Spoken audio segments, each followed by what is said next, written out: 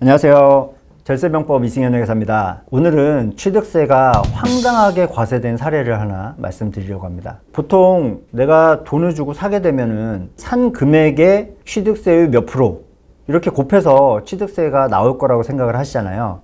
그렇지 않은 사례도 있습니다. 분당에 무지개마을이라는 곳이 있는데 거기에 단지 내 상가가 경매로 팔린 적이 있습니다. 2007년도 7월 16일에 지하 상가가 팔렸는데요. 대중 목욕탕으로 운영이 되고 있었어요. 면적도 전용 면적이 292평이었고요. 굉장히 큰 상가였는데 경매로 나왔을 때 감정가액은 10억 원이었어요. 하지만 실제로 이 부동산은 낙찰된 가격은 3억 5천만 원이었습니다. 그 당시에는 지하 목욕탕 같은 그런 물건들은 굉장히 유찰이 많이 되고 낙찰가가 낮아지는 게 빈번했습니다. 이 낙찰받은 사람은 3억 5천만 원 곱하기 취득세율 4%, 농특세랑 지방교육세를 포함한 4.6%가 되겠죠. 1,600만 원을 취득세로 납부를 하셨어요. 자, 이분이 이걸 가지고 있다가 1년이 채 안 된 2008년 6월 5일 날 4억 원에 일반 사람한테 매매를 하게 됩니다.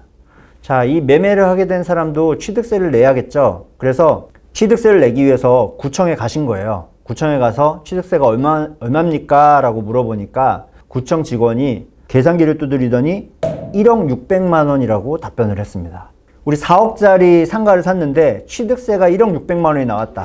어떻게 된 걸까요? 자, 사연은 이렇습니다. 지자체에서 재산세를 부과하기 위해서는 시가 표준액이라는 거를 공시를 하는데요. 이 시가 표준액이 이 상가가 무려 23억 원이었던 거예요. 그래서 이 23억 원에 대한 4.6%인 1억 600만 원의 취득세가 나온 거죠. 자, 왜 이런 일이 생겼을까? 먼저 취득세 그 과세 표준에 대해서 좀 아실 필요가 있어요. 일반적으로는 우리가 돈을 주고 사게 되면 내가 지불한 돈, 그 돈이 취득세의 과세 표준이 됩니다. 하지만 내가 준 돈보다 이 부동산의 시가 표준액이 높다면 취득세는 더 높은 시가 표준액으로 취득세를 물립니다. 그래서 4억에 산 부동산이 취득세가 23억인 시가 표준액을 기준으로 나오게 된 거죠. 그러면 왜 그 전에 낙찰받은 사람, 그 사람은 3억 5천에 낙찰을 받고 1,600만 원밖에 취득세를 안 냈잖아요. 이분은 왜 조금만 냈을까?